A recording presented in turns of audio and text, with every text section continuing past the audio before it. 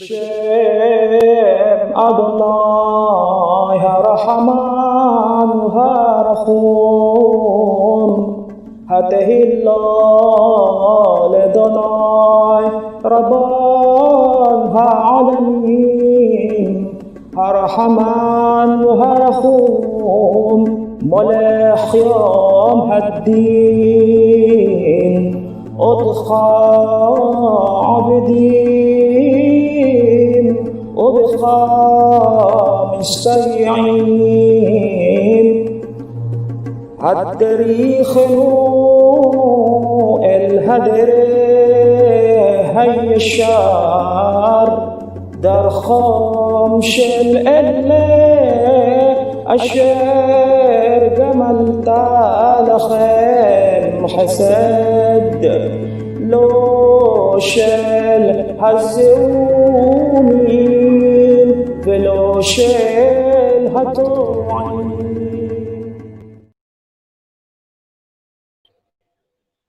Assalamualaikum warahmatullahi wabarakatuh. Innal hamdalillah nahmaduhu wa nasta'inuhu wa nastaghfiruh. Wa a'udzubillahi min syururi anfusina wa min sayyiati a'malina. May yahdihillahu fala mudhillalah wa man yudlil fala hadiyalah. Asyhadu an la ilaha illallah wa asyhadu anna sayyidana Muhammadan abduhu wa rasuluh. Allahumma sholli ala rasulillah Muhammad wa ala alihi washabihi ajmain. Selamat malam, selamat berjumpa lagi di channel Geraha Mu'alaf yang kita sering tunggu-tunggu. Khusus dalam kajian malam Jumat ini kita akan menghadirkan pakarnya langsung, yaitu Bapak Menahem Ali. Kemudian nanti akan hadir juga Bapak Pendeta Arianto, ini kita undang juga. Jadi kita nanti akan berbincang-bincang santai di sini. Karena ini sifatnya adalah kajian lintas agama, jadi kita akan menghadirkan beberapa pembicara sekaligus. Pada topik malam hari ini kita akan menyoroti suatu fenomena yang saat ini lagi ramai diperbincangkan di dunia maya, di mana masalah ini sangat menggemparkan sekali. Baru-baru ini telah menimpa salah seorang pendeta yang sangat terkenal di Indonesia. Beliau dipecat hanya gara-gara tidak percaya dengan doktrin gerejanya, yaitu doktrin Trinitas. Dan salah satu pendeta ini tidak mempercayai adanya doktrin ini, doktrin Trinitas. Akhirnya pendeta ini pun akhirnya dipecat dari sinodenya. Untuk malam hari ini kita akan khusus membicarakan masalah Trinitas ini, dan juga ini sekaligus menjawab daripada video dari Bapak Romo Bambang Nursena, di mana beliau di sana ingin mempengaruhi umat Muslim dengan bahasa Arabnya. Beliau menciptakan atau beliau di channelnya beliau mengatakan Trinitas itu ada di dalam Al-Quran. Bahkan Bapak Bambang Nursena ini mengutip ayat-ayat Al-Quran untuk sebagai pembenaran beliau. Bagaimana ini bisa kita counter? Nah, kita akan menghadirkan langsung pakarnya ini. Assalamualaikum Pak Ali, selamat malam. Waalaikumsalam warahmatullahi wabarakatuh. Dan selamat malam Pak Edi. Ya, selamat malam. Untuk Pak Arianto ini selamat malam. Selamat malam Pak Edi. Iya, sehat Pak ya? Salam sejahtera, sehat semua, sehat. Alhamdulillah ya. Pada malam hari ini khusus kita akan membicarakan masalah Trinitas ini Pak Arianto, dan jadi nanti Pak Ali akan membeberkan panjang lebar. Untuk perlu diketahui bersama saudara-saudara pemirsa sekalian bahwa Bapak Pendeta Arianto ini adalah dari salah satu gereja yang juga menolak doktrin Trinitas. Ini sangat menarik sekali ini. Ternyata di dalam umat Kristen sendiri tidak sepaham dengan masalah Trinitas.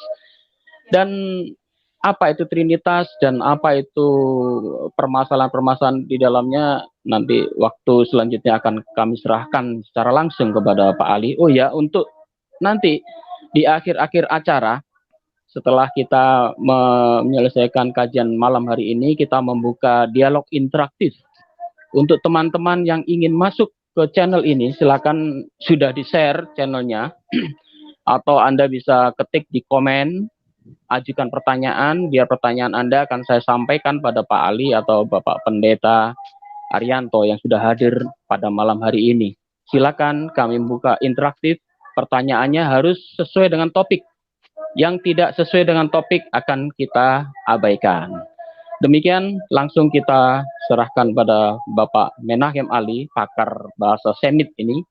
Beliau adalah seorang doktor, jadi seorang pakar yang sudah tidak kita ragukan lagi keilmuannya. Silakan Pak Ali. Terima kasih Pak Edi sebagai pembawa acara, dan sekaligus saya mengucapkan terima kasih atas kehadiran Bapak Pendeta Arianto Nugroho yang sebetulnya sahabat lama, lebih dari 7 tahun. Berapa tahun Pak? 14 tahun kita ketemu. Oh, 14 tahun ya. Beri 2 kali lipat, bukan 7 tahun, 14 tahun. Mudah-mudahan kita ketemu di forum ini semakin mendidik kita untuk menjadi lebih dewasa dalam menyikapi kajian-kajian akademik. Terima kasih atas kehadiran Pak Romo atau Pendeta Arianto. Baik, saya punya waktu mungkin 20 menit ya untuk menjelaskan secara gamblang, singkat. Saya akan bicara melalui Al-Quran dulu karena saya melihat tayangan-tayangan yang di YouTube, terutama yang diunggah oleh saudara Dr. Bambang Nursena, seringkali mengutip ayat-ayat Al-Quran sebagai sarana untuk menjustifikasi mengenai konsep yang sedang kita perbincangkan kali ini. Dan tentu saja ini penting untuk dipahami oleh semua bagaimana Al-Quran bicara sesuai dokumen-dokumen yang nanti akan saya sajikan. Baik, sebagai pengantar awal, saya mengutip pernyataan Dr. Bambang Nursena berkaitan dengan surah Al-Maidah, surah yang kelima ayat yang ke-73. Atau lebih awal saya baca ayat yang ke-71 dulu. Bismillahirrahmanirrahim. Walaqad kafara alladhina qalu innallaha huwal masihu ibnu Maryam. Wa qala al-masih ya bani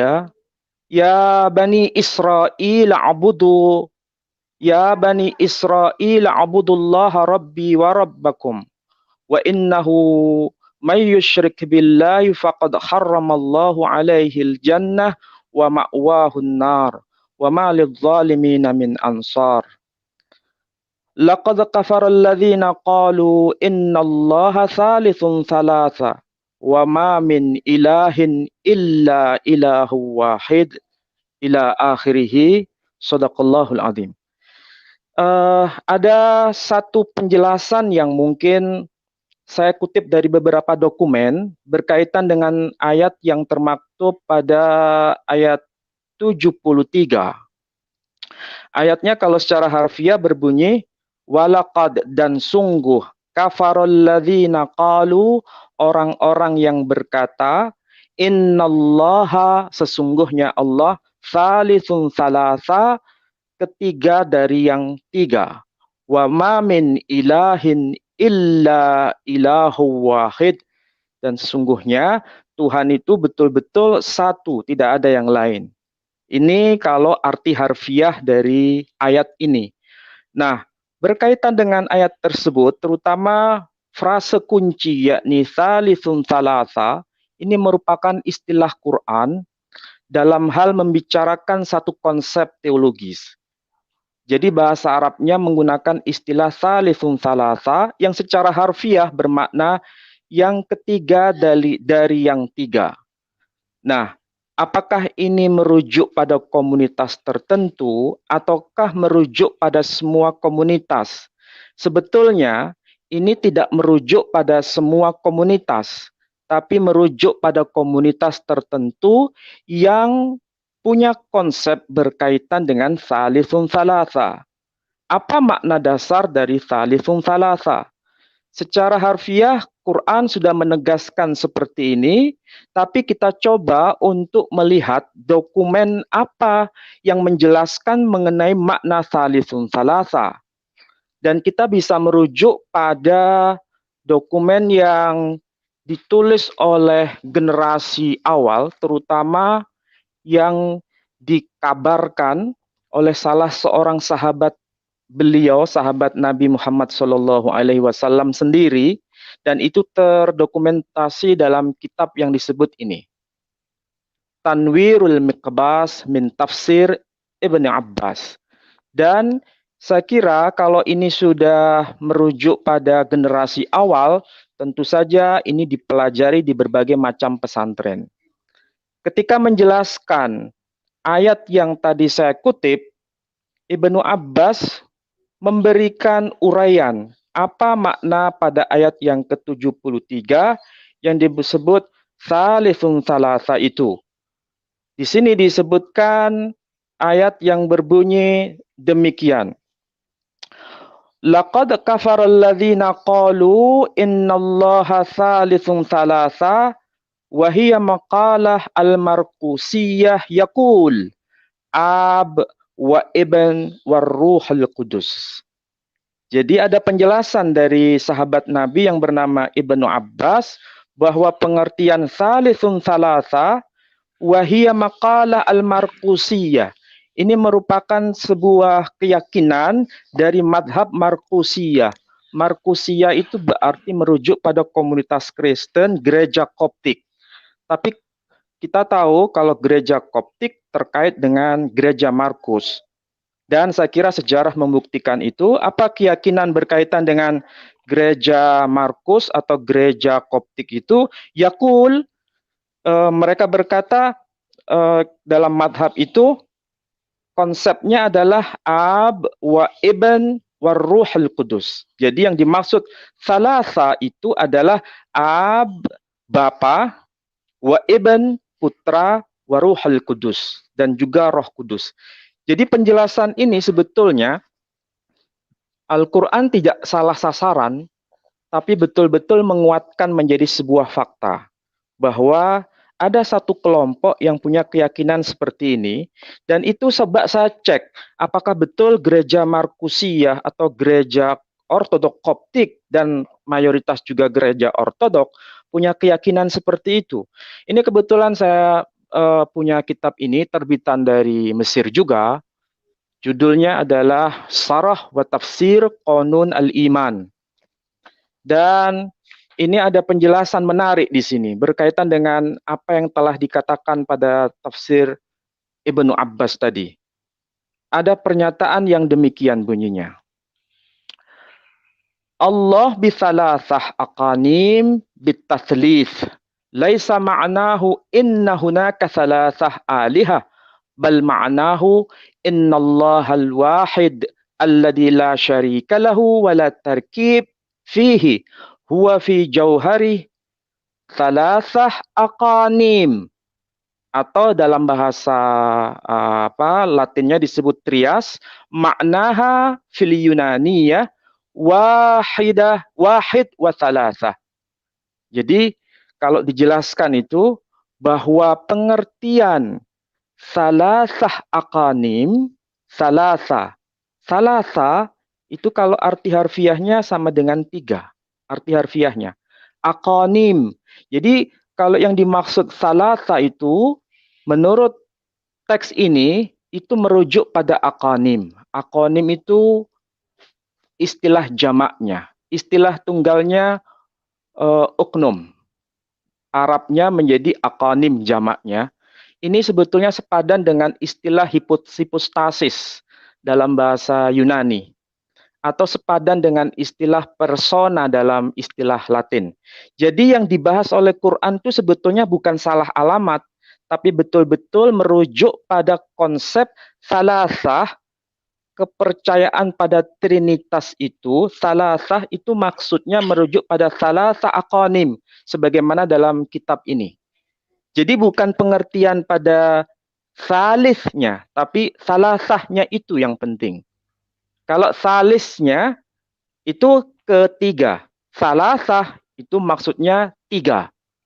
3-nya merujuk pada apa? Aqanim atau persona atau uknum kalau tunggal, kalau jamaknya aqanim, sepadan dengan istilah bahasa Aramaik dalam tradisi Aram itu menyebutnya knoma kalau satu. Kalau tiga, knome. Jadi knome jamak, knome jamak, knoma tunggal. Sementara kalau persona itu bahasa Latinnya, kalau bahasa Arabnya uknum.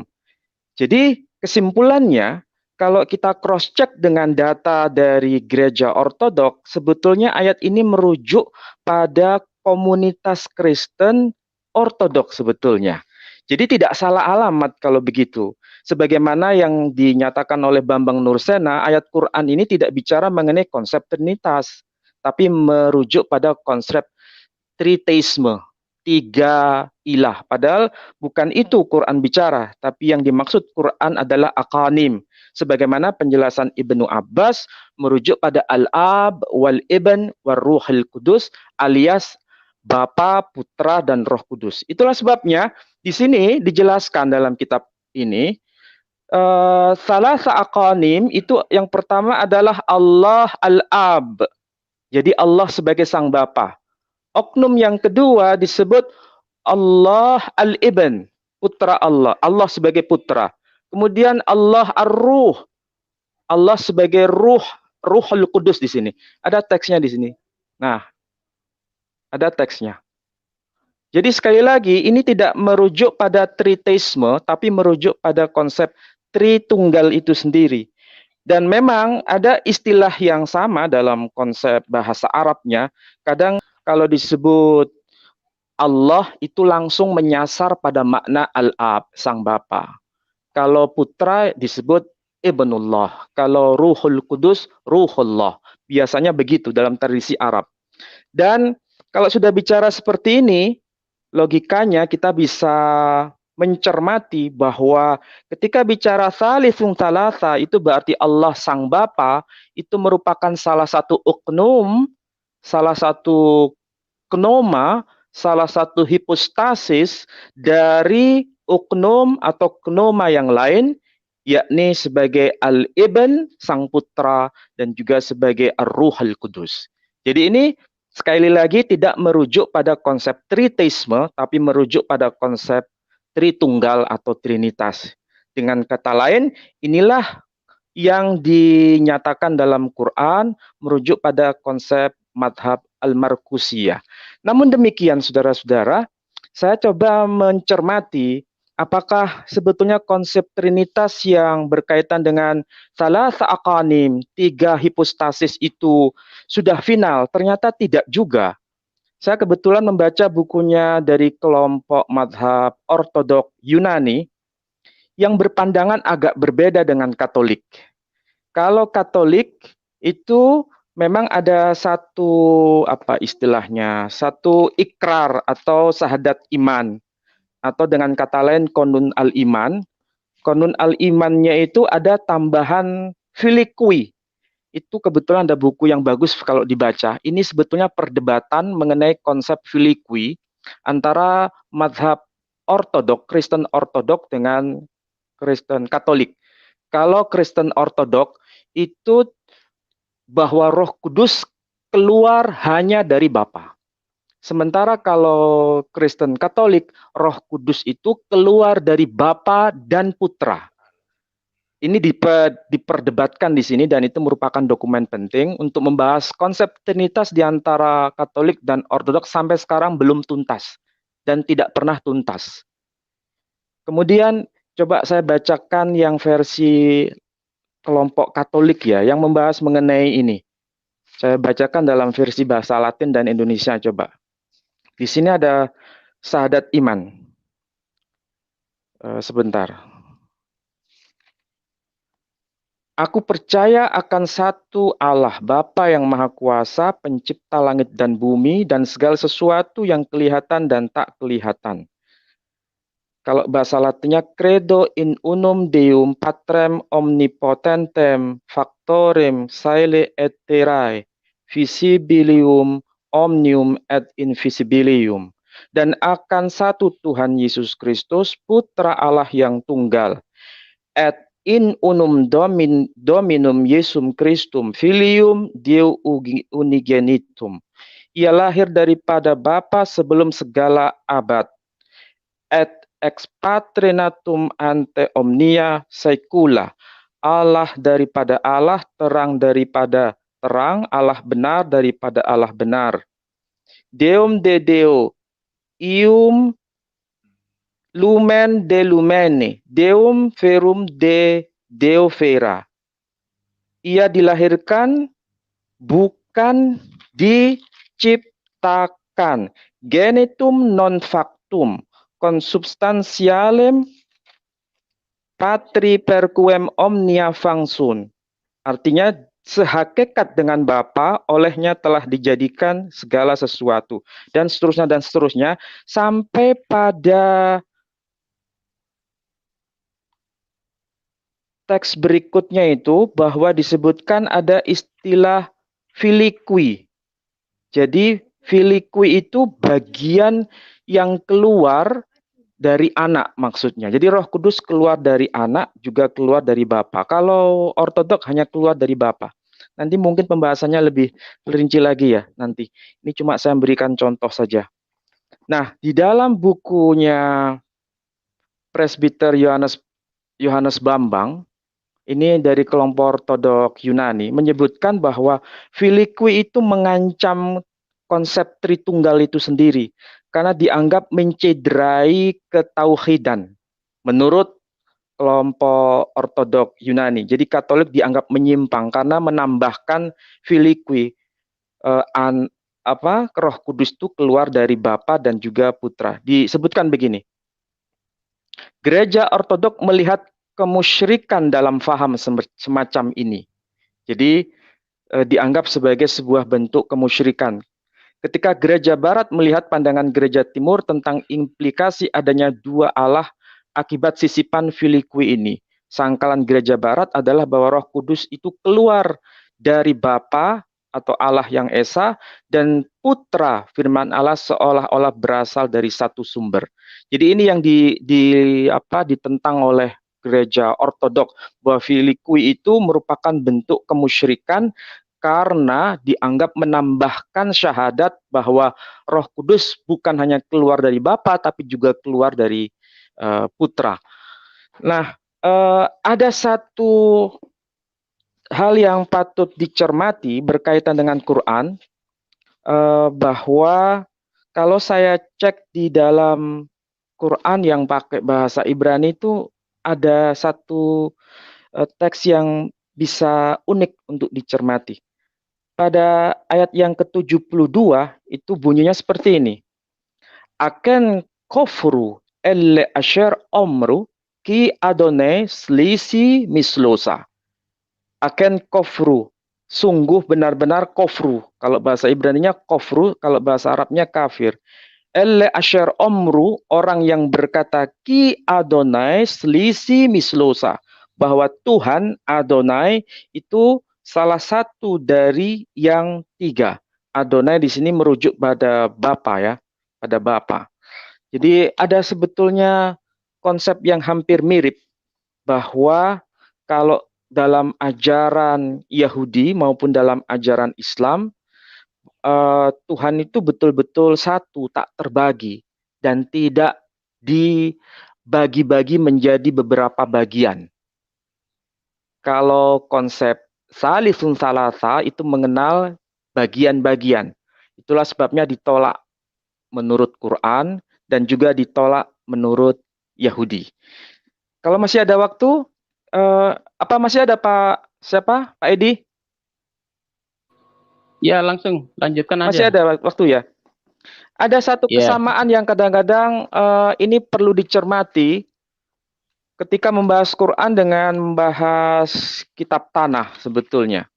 Nah, ketika membahas kitab tanah itu, atau membahas Quran dulu, ada ayat dalam Quran yang sebetulnya mirip juga redaksinya, meskipun tidak sepenuhnya sama dalam kitab tanah Tauratnya Yahudi.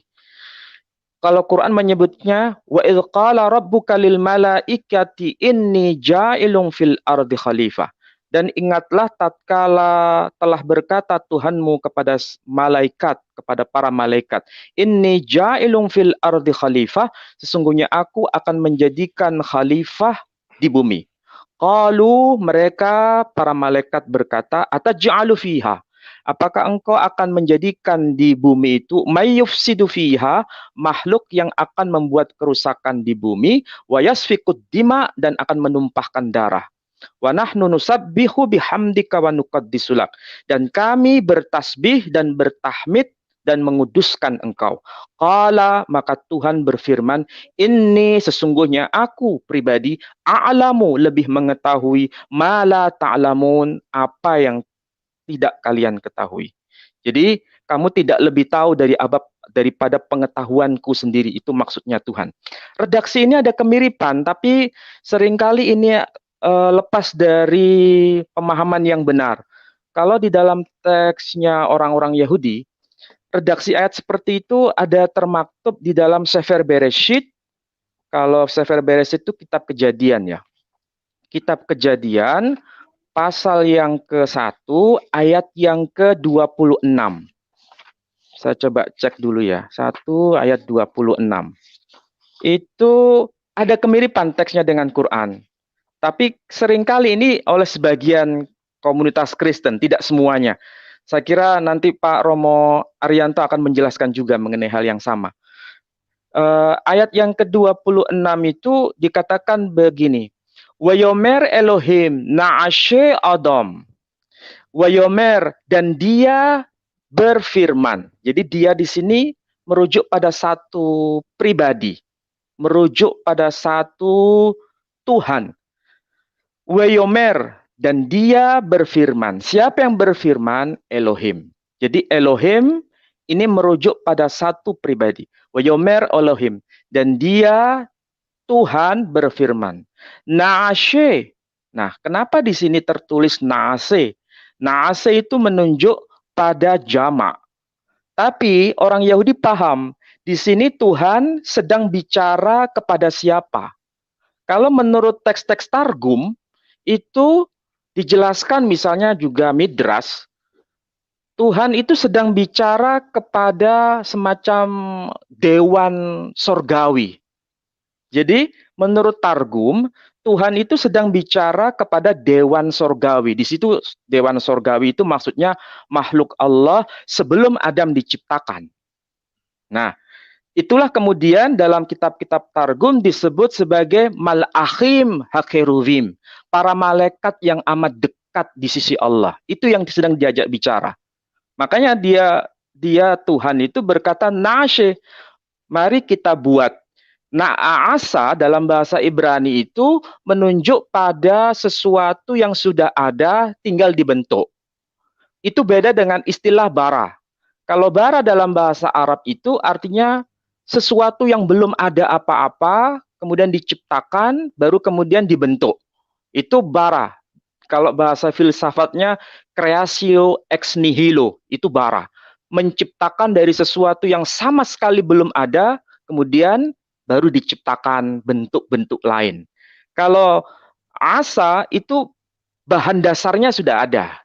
Nah, dalam konteks ini, Tuhan hanya sedang bicara dengan makhluk-makhluk surgawi yang disebut para malaikat yang dekat cherubim itu. Untuk bicara mengenai apa? Akan diciptanya Adam. Jadi teksnya bicara, Wayomer Elohim na'ashe Adam besil meno. Nah, besil meno. Menurut, kalau bahasa Indonesianya diterjemahkan menurut gambar kita. Tapi sebetulnya kurang tepat itu. Mungkin nanti Romo Arianto yang akan menjelaskan. Saya kira ini saya hanya memberikan saja kajian linguistiknya. Besel meno. Menurut gambar kita, pakai ada istilah no di sini. Kenapa kok pakai istilah gambar kita? Apa maksudnya? Nah, ternyata ringkasnya ini Tuhan sedang ngajak bicara, tapi ini belum terjadi, ini baru ngomong-ngomong kalau bahasa kita. Tapi kemudian, apakah para malaikat yang dimaksud ini terlibat dalam penciptaan? Enggak, karena pada ayat 27 dikatakan, Wayibra Elohim et ha-Adam. Wayibra, maka dia Elohim, hanya dia saja. yang sedang menciptakan Elohim itu, Adam. Dia sendiri yang menciptakan Adam. Jadi ketika bicara mengenai nehna di situ para malaikat tidak dalam eh, apa penciptaan bersama-sama dengan Tuhan. Dia hanya diajak bicara saja.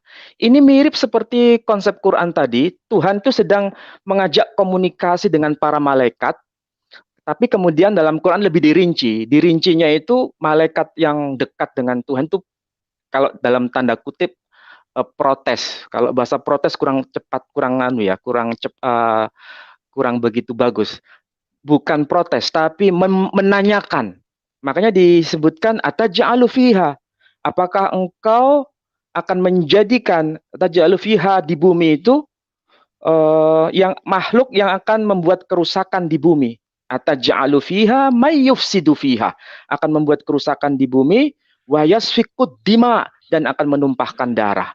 Nah, di sini malaikat itu punya pengetahuan. Makanya meskipun Adam belum diciptakan, namanya pun belum disebut, tapi Adam sudah menyebutkan secara eksplisit makhluk apa nanti yang akan terjadi itu. Jadi kata dima. Dima itu jamak dalam bahasa Arab. Tunggalnya itu dam. Dam itu huruf dal dan mim. Kalau bahasa Ibraninya itu dalet dan mim. Itu artinya darah. Artinya darah. Jadi makhluk nanti itu ternyata bernama Adam. Pada ayat 30. Wa 'allama Adamal asma'a kullaha. Maka kemudian Tuhan mengajarkan kepada Adam semua nama-nama. Jadi ini berkaitan gambar di situ, maksudnya bukan dalam makna fisik, tapi dalam makna pengetahuan. Nanti itu dijelaskan ketika Adam itu melakukan perbuatan yang keliru dalam tanda kutip, maka Tuhan mengatakan Adam telah melakukan sesuatu dan mengetahui seperti kita. Jadi mengetahui di situ kalau Quran istilahnya wa'allama Adamal asma'a kullaha. Jadi ada kedekatan konsep antara kitab tanah dengan kitab Quran ini. Nah, kalau sudah bisa tahu dasarnya begini, kita akan lebih paham bahwa konsep Yahudi juga menolak konsep Trinitas. Islam juga menolak konsep Trinitas. Dan kebetulan ini ada saudara kita, Romo Pendeta, kalau disebut Romo juga kurang tepat, disebut pendeta saya kira lebih tepat. Pendeta Arianto, saya kira juga punya kesepahaman dengan saya, dengan Yahudi juga, yang juga menolak mengenai konsep Trinitas itu. Tapi bagaimana uraiannya nanti kita bisa dengar dari Romo Arianto. Saya hanya membuka wawasan secara global dulu, nanti rinciannya mungkin dalam sesi tanya jawab. Terima kasih Pak Edi. Ya, terima kasih Pak Ali. Panjang lebar sudah dijelaskan tadi bahwasanya kita kembali ke topik. Di dalam Al-Quran sendiri sudah ditegaskan bahwa di dalam Al-Ma'idah ayat 73 bahwa sesungguhnya kafirlah orang-orang yang mengatakan bahwasanya Allah salah satu atau salah seorang dari yang tiga. Kenapa ada firman Allah yang turun mengoreksi masalah ini? Karena kita ketahui bersama bahwa sebelum agama Islam ini turun, sudah ada agama yaitu agama Yahudi dan agama Nasrani. Untuk agama Nasrani, kenapa sampai muncul Trinitas ini? Ini sejarahnya sangat panjang. Dimulai dari kisah atau di suatu kisah ada konsili Nisea, tepatnya di tahun 325. Di sana terjadi gonjang-ganjing. Jadi ada yang mempercayai waktu itu ada dwi tunggal. Jadi ada yang percaya bahwa Allah itu ada Allah ya. Mereka menyebutnya Allah Bapa dan Allah Anak. Kemudian ditambahkan ada Allah Roh Kudus.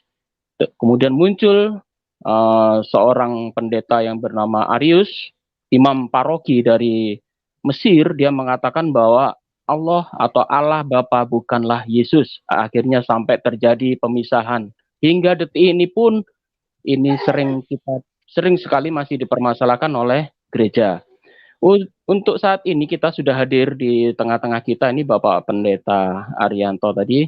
Beliau ini adalah dari kelompok Unitarian. Jadi beliau ini menolak paham Trinitas.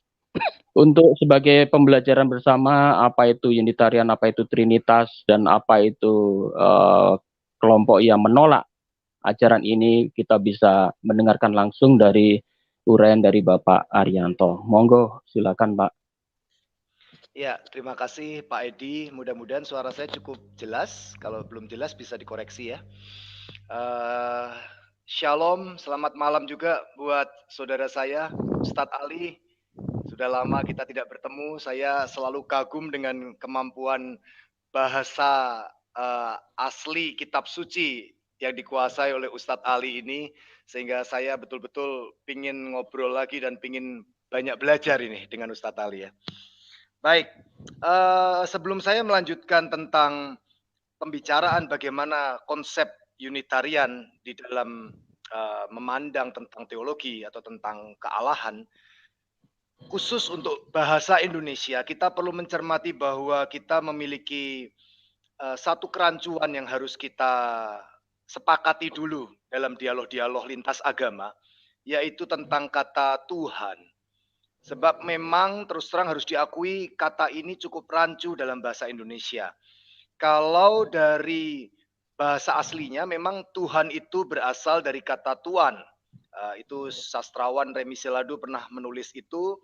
Dan kata tuan itu berarti majikan, pemilik, pemimpin. Ya, kalau dalam bahasa Inggris mungkin setara dengan kata Lord. Kalau dalam bahasa Yunani setara dengan kata kurios. Kalau dalam bahasa Ibrani setara dengan kata Adon atau Adonai.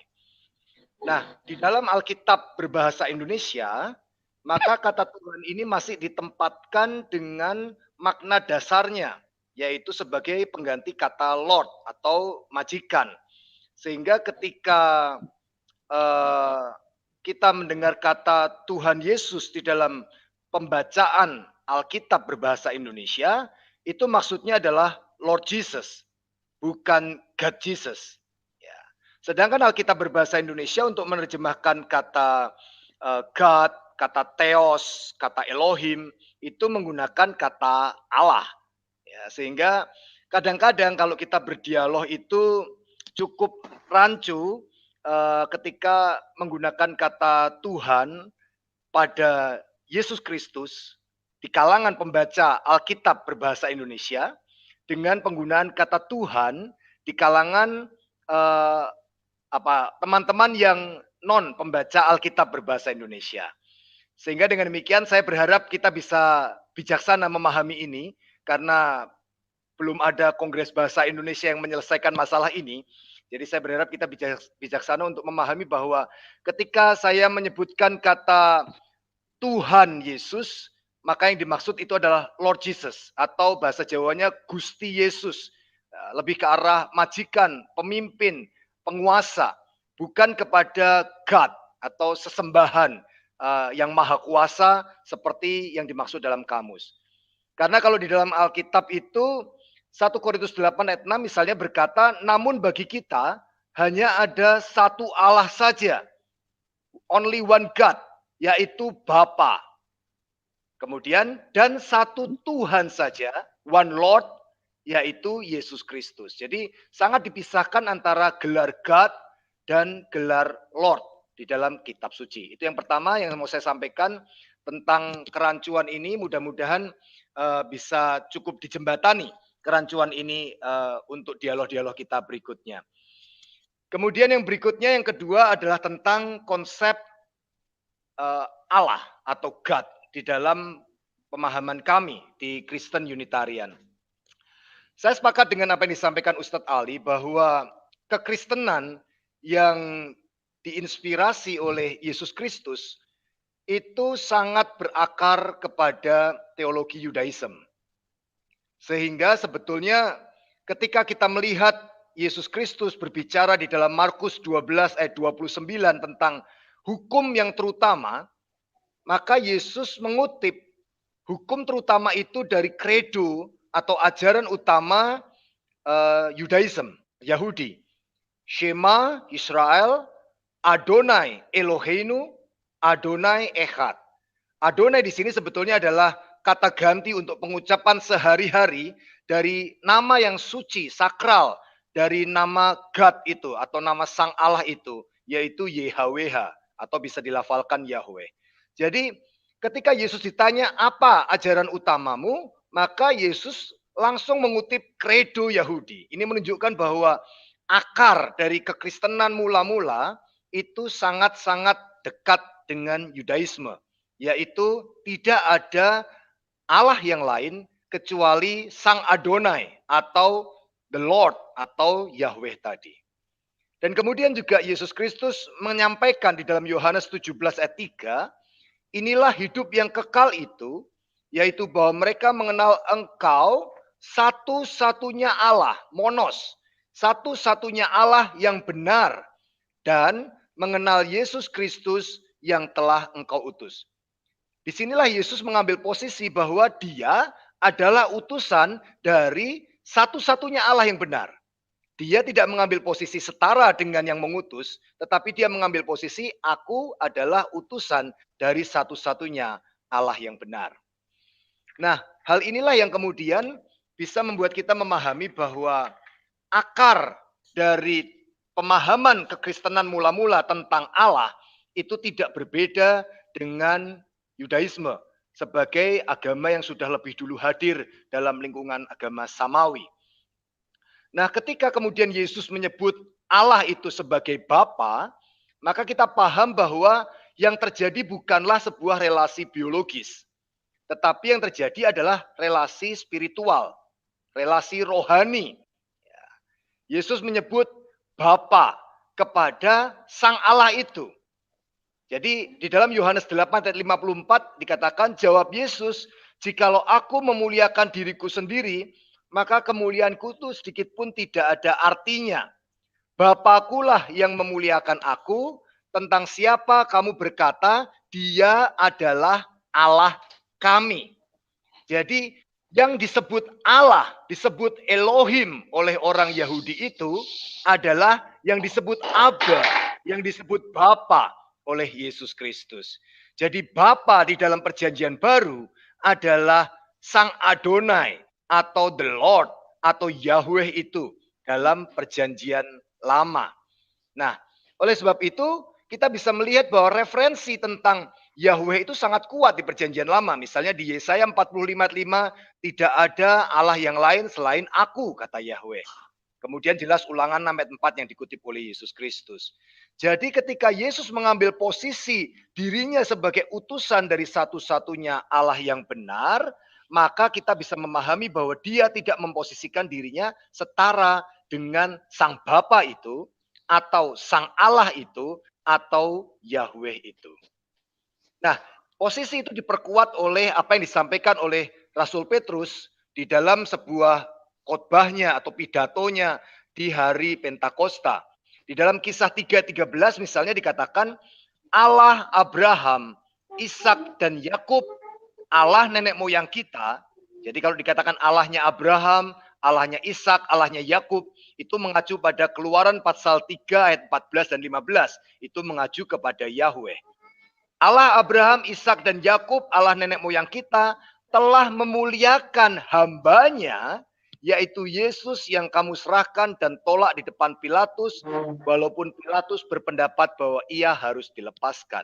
Jadi Rasul Petrus pun dalam pidatonya, dalam khotbahnya di hari Pentakosta itu mengatakan bahwa Yesus posisinya adalah hamba dari Allahnya Abraham, hamba dari Allahnya Israel, yaitu Yahweh tadi. Maka tidak heran ketika ditanya dalam perjumpaan Yesus dengan murid-muridnya, maka Yesus mengambil posisi bahwa dia adalah saudara kita. Ya, di dalam Yohanes 20 ayat 17 misalnya Yesus berkata, janganlah engkau memegang aku sebab aku belum pergi kepada Bapa. Ya, tetapi pergilah kepada saudara-saudaraku dan katakanlah kepada mereka bahwa sekarang aku akan pergi kepada Bapakku dan Bapamu, kepada Allahku dan Allahmu. Jadi Yesus berkata kepada murid-muridnya bahwa Bapanya dia adalah Bapanya murid-muridnya juga. Ini melihat hubungan spiritual ya, rohani. Jelas bukan hubungan biologis di sini. Kepada Allahku dan Allahmu. Yesus menyebut bahwa Allahnya dia juga adalah Allahnya murid-muridnya. Jadi Yesus lebih mengambil posisi sebagai saudara dari murid-muridnya, bukan sesembahan dari murid-muridnya. Kalau misalnya dikatakan bahwa itu adalah Yesus ketika dia menjadi manusia, tetapi Yesus sesudah bangkit pun dan sesudah naik ke surga, memberikan pewahyuan yang sama kepada Rasul Yohanes, ditulis dalam kitab Wahyu pasal 3 ayat 12. Barang siapa menang, ia akan kujadikan soko guru di dalam bait suci Allahku. Dan ia tidak akan keluar lagi dari situ. Dan padanya akan kutuliskan nama Allahku, nama kota Allahku, yaitu Yerusalem baru yang turun dari surga dari Allahku dan namaku yang baru. Ada 4 kali dalam Wahyu 3:12 ini, Yesus yang memberikan pewahyuan kepada Rasul Yohanes berkata bahwa dia punya Allah. Jadi sudah terlihat di sini ada tingkatan yang berbeda antara Yesus sebagai sang anak ya dengan Bapa sebagai satu-satunya Allah yang benar. Yohanes 17 ayat 3 tadi. Maka dalam posisi tentang Allah, kami di Kristen Unitarian meyakini bahwa hanya ada satu-satunya Allah. Tunggal. Tunggal di dalam hakikat, tunggal di dalam persona, dalam pribadi, yaitu Sang Bapa atau yang dulu dikenal dengan nama Yahweh. Dia adalah Allah kita dan dia juga adalah Allahnya Yesus Kristus. Itu poin kedua saya. Poin ketiga saya untuk memperkenalkan Kristen Unitarian adalah tentang Yesus Kristus. Siapakah Yesus Kristus? Kita perlu paham bahwa secara historis yang menjadi pemisahan antara Yudaisme dengan Kristen mula-mula di abad pertama adalah posisi Mesias. Atau kalau dalam bahasa Arab, Al-Masih. Ya, Mesias atau Kristus di dalam bahasa Yunaninya yang kemudian diterjemahkan dalam bahasa Inggris dan Indonesia. Artinya Mesias itu yang diurapi atau yang dipilih, yang ditinggikan oleh Sang Allah. Nah, posisi Yesus sebagai Mesias ini sentral di dalam pemahaman Kristen abad pertama dan itu yang ditolak oleh orang Yahudi. Bahwa orang Yahudi mengharapkan Mesias yang harusnya mereka miliki adalah Mesias yang bisa membebaskan Yudaisme, Yahudi, Israel dari penjajahan Romawi. Sementara Yesus berkata, kerajaanku bukan dari bumi. Yesus tidak mau mengambil posisi politik dunia. Nah, itu membuat dia tidak bisa diterima sebagai Mesias Yahudi. Tetapi bagi orang Kristen di abad pertama itu, posisi Yesus sebagai Mesias yang diurapi itu sangat diyakini. Itu terdapat dalam Kisah 2:36 bahwa Allah sudah membuat Yesus yang kamu salibkan itu menjadi Tuhan, Lord, dan Kristus atau Mesias. Jadi posisi Kristen abad pertama adalah Yesus adalah Tuhan, Lord, dan Kristus atau Mesias. Majikan, Doro, penguasa, pemimpin, dan yang diurapi oleh Allah. Itu posisi yang sangat sentral di dalam Kristen abad pertama. Dan kemudian dijelaskan di dalam tulisan-tulisan milik Rasul Paulus, misalnya di 1 Timotius 2:5. Karena Allah itu Esa, karena Allah itu satu, Esa pula dia yang menjadi perantara antara Allah dan manusia, yaitu manusia Yesus Kristus. 1 Timotius 2:5. Jadi kalau Allahnya itu satu, maka perantaranya juga cuma satu, yaitu Yesus Sang Mesias itu. Kalau Allahnya lebih dari satu, berarti perantaranya harus lebih dari satu.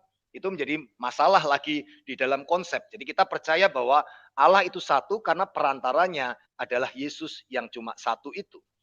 Maka jelas sekali bahwa posisi Yesus di sini adalah dia adalah yang diutus, yang diurapi oleh Allah. Dengan demikian kalau dilihat dari strukturnya, itu bisa terlihat di dalam 1 Korintus 3:23 misalnya, kamu adalah milik Kristus.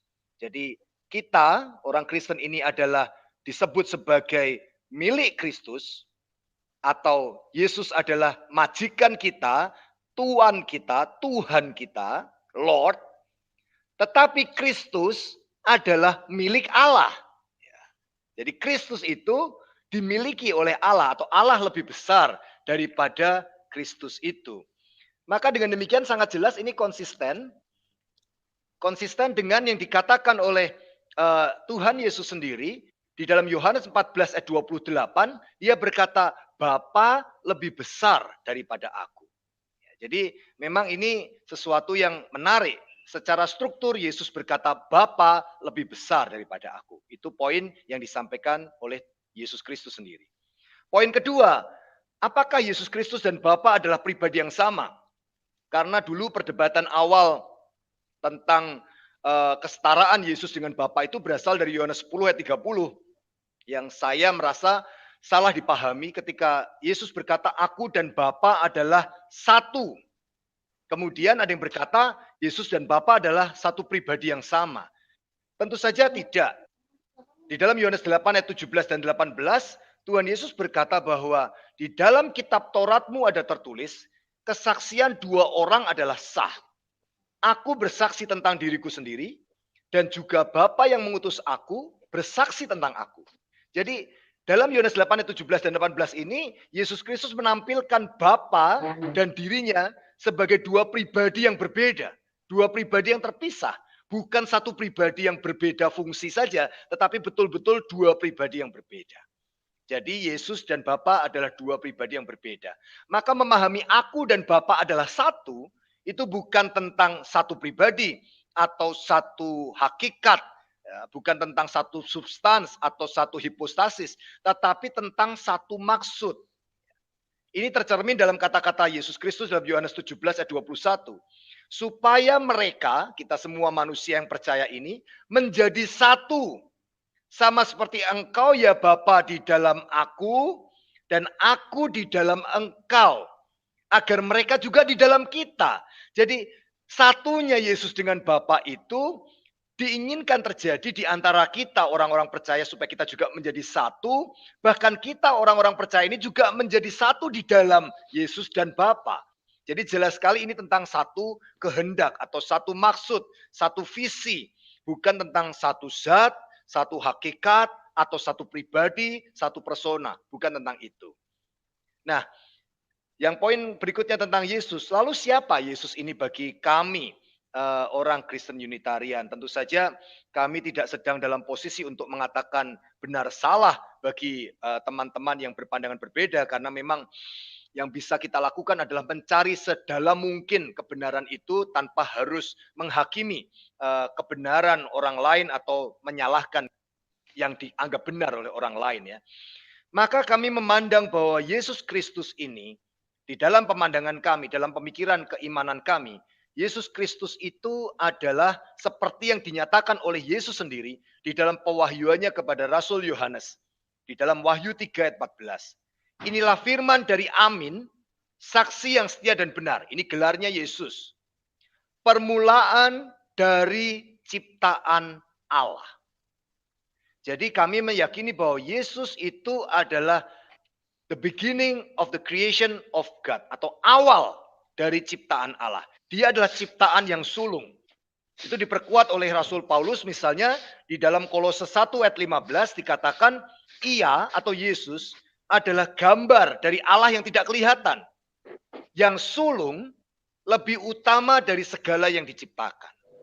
Jadi kami berpandangan bahwa Yesus adalah makhluk ciptaan Allah yang sulung lebih utama dari segala yang diciptakan, yang diutus Allah ke dunia untuk menyelamatkan saudara-saudaranya yang jatuh terjebak di dalam kejahatan dosa. Sehingga Yesus mengatakan, baik di dalam Ibrani 2:11 dikatakan, sebab ia yang menguduskan, Yesus, dan mereka yang dikuduskan, manusia, mereka semua berasal dari satu. Itulah sebabnya ia tidak malu menyebut mereka saudara. Jadi kita manusia dan Yesus berasal dari sumber penciptaan yang sama, satu. Yaitu Sang Allah itu, Sang Bapa itu. Dengan demikian kita bisa melihat tidak salah ketika Yesus dalam Yohanes 20:17 tadi berkata, Bapakku adalah Bapamu, Allahku adalah Allahmu. Nah, ini sesuatu yang sangat kita harus pahami. Dan yang terakhir tentang Yesus Kristus adalah bahwa dia selama di bumi ini, dalam keyakinan iman kami, sepenuhnya manusia. Karena dikatakan dalam Ibrani 2:9, dia untuk waktu yang singkat dibuat lebih rendah dari malaikat-malaikat yaitu Yesus yang kita lihat menderita maut dimahkotai dengan kemuliaan dan hormat. Di dalam Ibrani pasal 2 ayat 14 dikatakan, karena anak-anak itu adalah anak-anak dari darah dan daging, maka ia, Yesus, juga menjadi sama dengan mereka dan mendapat bagian dalam keadaan mereka. Jadi di dunia ini, Yesus sepenuhnya adalah manusia. Dan karena ketaatannya dia hidup dengan taat sempurna, utuh sempurna. 1 Petrus 2:22 mengatakan tanpa celah dan tanpa dosa, maka Allah membangkitkan dia dari kematian dan memuliakan dia. Dikatakan itulah sebabnya Allah sangat meninggikan dia, sehingga segala lidah mengaku Yesus Kristus adalah Tuhan, Lord, majikan, bagi kemuliaan Allah, Bapa.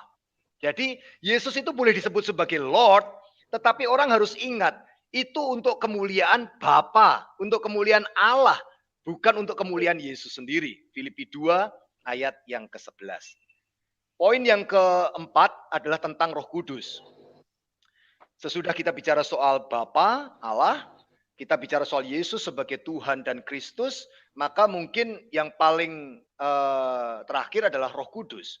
Sebetulnya betul seperti yang dibilang Pak Edi tadi, bahwa awalnya di Konsili Nisia pun yang dikenal hanya duinitas, ya, belum trinitas. Jadi baru dua persona dari kealahan itu.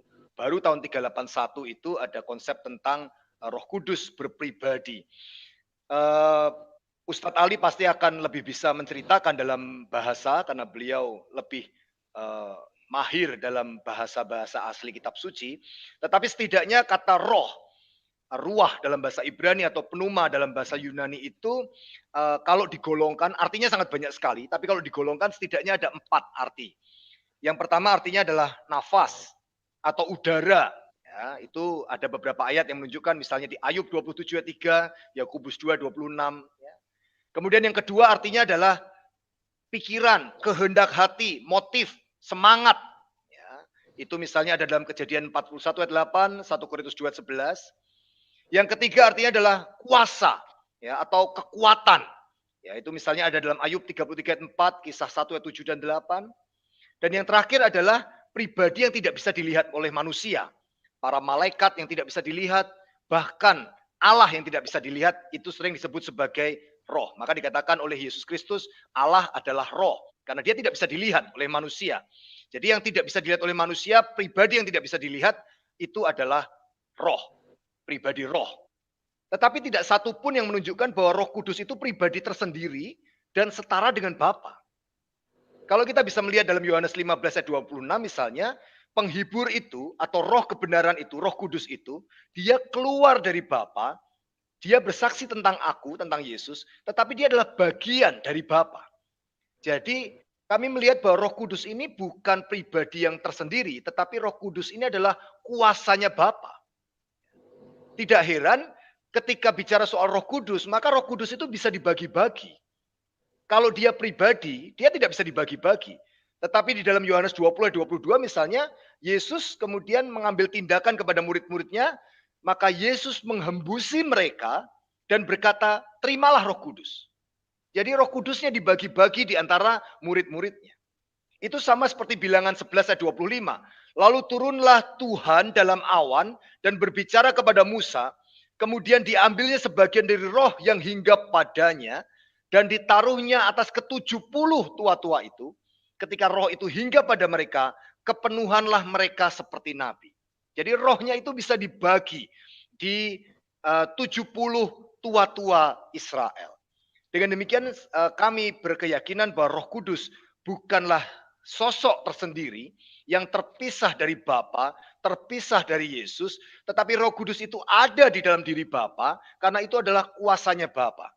Kuasa yang akan diberikan untuk melengkapi agar orang-orang kudus milik Allah itu bisa bersaksi. Maka dikatakan dalam Ibrani 2 ayat 4, Allah meneguhkan kesaksian mereka oleh tanda-tanda, mujizat-mujizat, dan berbagai pernyataan kekuasaan dan karunia Roh Kudus.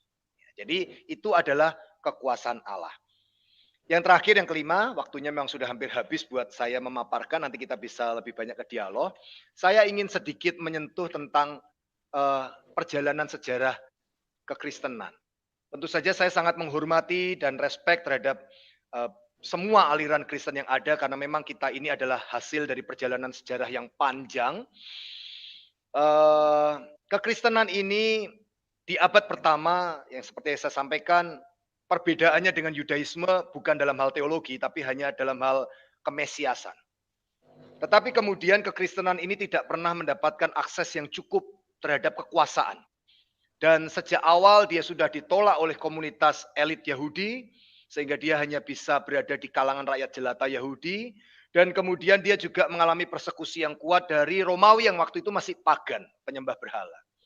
Sehingga akibatnya kekristenan itu tidak sempat membangun institusi awalnya dan melakukan formulasi baku yang kuat, yang kencang terhadap berbagai macam konsep yang menjadi pertanyaan sekarang ini. Tetapi kemudian tiba-tiba di abad yang kedua dan abad yang ketiga itu banyak orang-orang yang non-Yahudi, yang dulunya Kristen awal itu isinya banyak orang Yahudi yang percaya Yesus sebagai Mesias. Sekarang banyak orang non-Yahudi yang dulunya pagan bergabung menjadi Kristen. Dan itu menciptakan beberapa pandangan-pandangan baru untuk menghayati Yesus Kristus. Terjadilah banyak perdebatan di abad kedua, awal muasal. Nah, abad ketiga, seperti yang dibilang oleh Pak Edi tadi, ada seorang kaisar Romawi, Konstantin, yang tertarik untuk menjadikan Kristen menjadi agama Romawi. Nah, kalau Kristen menjadi agama Romawi, tentu saja Kristen tidak boleh terlalu dekat dengan Yahudi, karena Yahudi ini sering berontak kepada Romawi. Maka kemudian Kaisar Konstantin ini sangat ingin agar Kristen itu betul-betul punya identitas baru yang menjauh dari Yahudi. Bukan hanya soal teologi yang diubah, tetapi juga misalnya tentang bagaimana konsep ibadah pada hari Sabat, misalnya diubah menjadi hari pertama. Nah, itu juga berubah. Konsep tentang Paskah yang harusnya jatuhnya bukan hari tertentu, tetapi tanggalnya yang tertentu, 14 Nisan, menjadi harinya yang tertentu misalnya. Nah, itu contoh-contoh dari perubahan yang terjadi. Sehingga akhirnya kekristenan itu jauh lebih dekat kepada kultur Romawi, daripada akarnya yaitu kultur Yudaisme. Nah, ketika kemudian berkembang menjadi Eropa, ketika Eropa porak-poranda dan goyah, ada kesempatan untuk protes, ya, keinginan untuk memurnikan kembali gereja dan disebut dengan Protestan itu ingin kembali kepada Alkitab dengan berbagai macam pendekatan yang lebih Alkitabiah dalam hal tafsir begitu ya.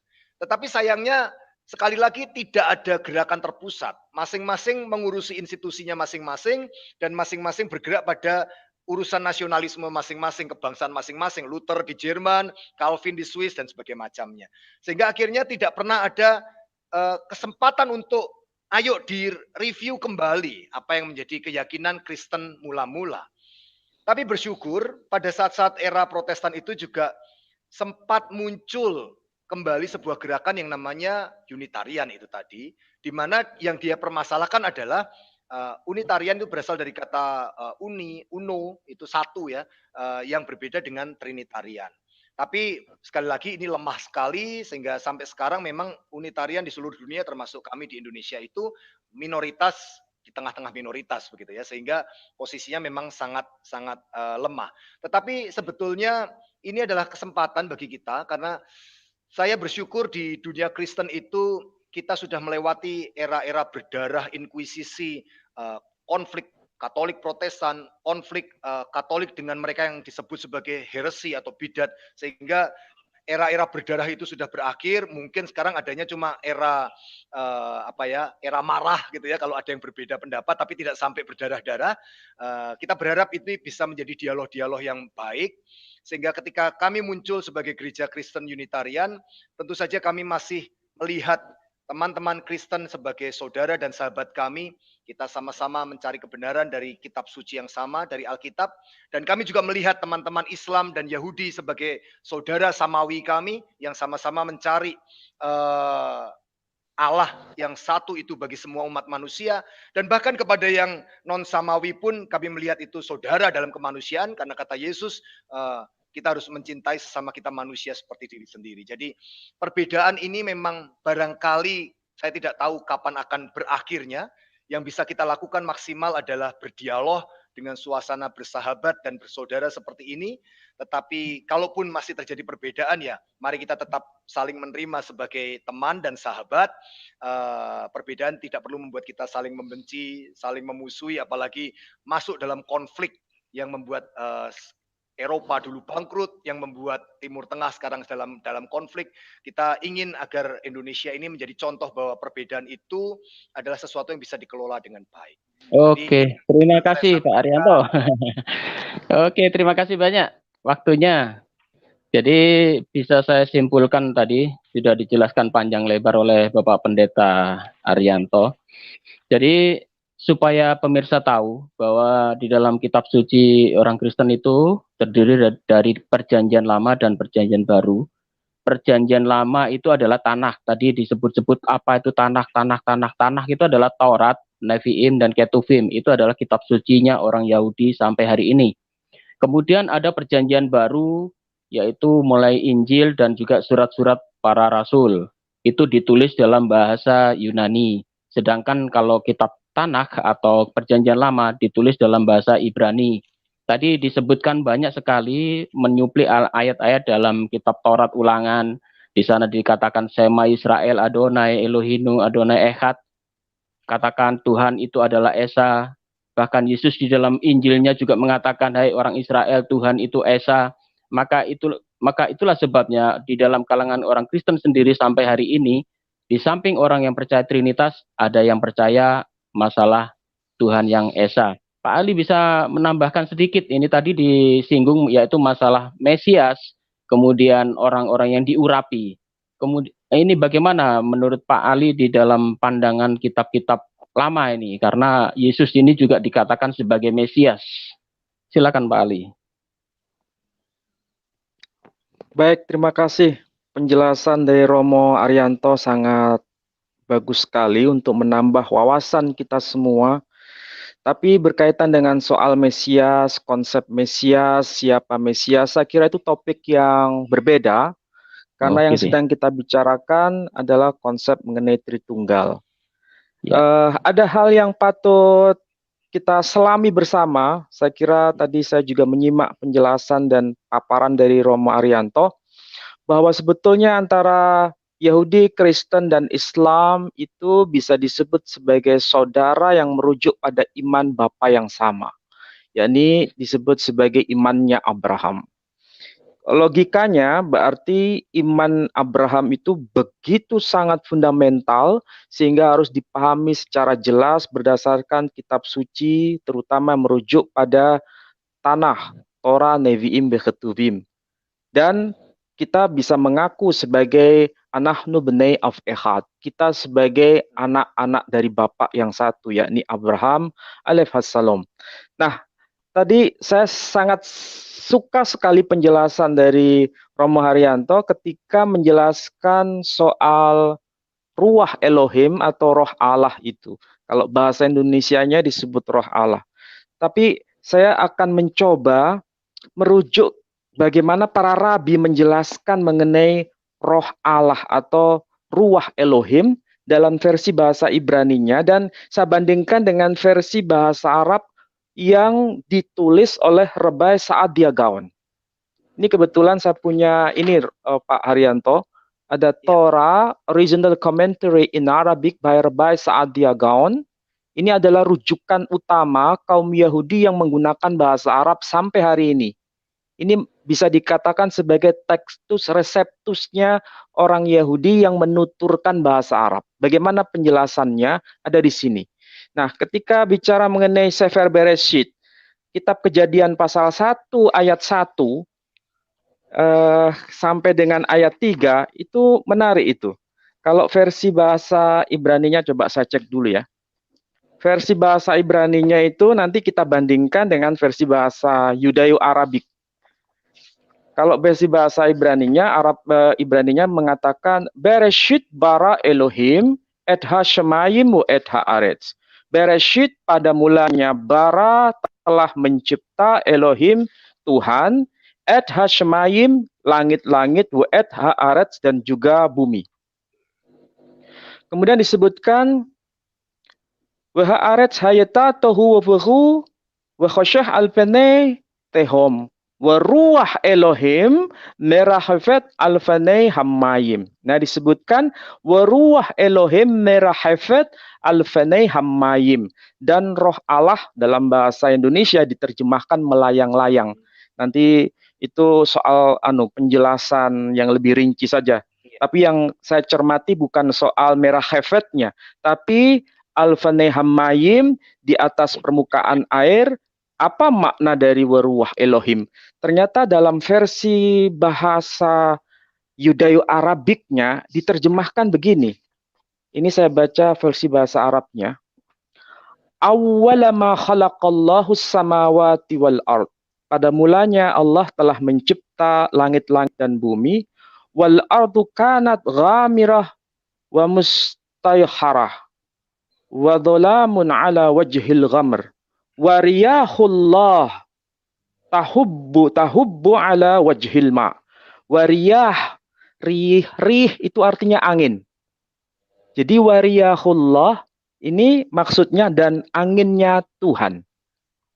Bukan rohnya Tuhan, tapi anginnya Tuhan. Kalau bicara anginnya Tuhan, ini maksudnya ciptaan Tuhan, bukan pribadinya Tuhan. Ini penjelasan dari Rebai Saadia Gaon. Jadi anginnya Tuhan. Saya coba cek lagi yang versi penjelasan dari Rashi. Rashi itu juga rabi besar yang teksnya juga dipelajari di yeshiva kaum Yahudi. Selalu kalau sudah bicara Rashi itu menjadi rujukan utama. Ketika menjelaskan ruah Elohim pada ayat itu dimaknai dengan kisah hakavot. Kisah itu artinya kursi.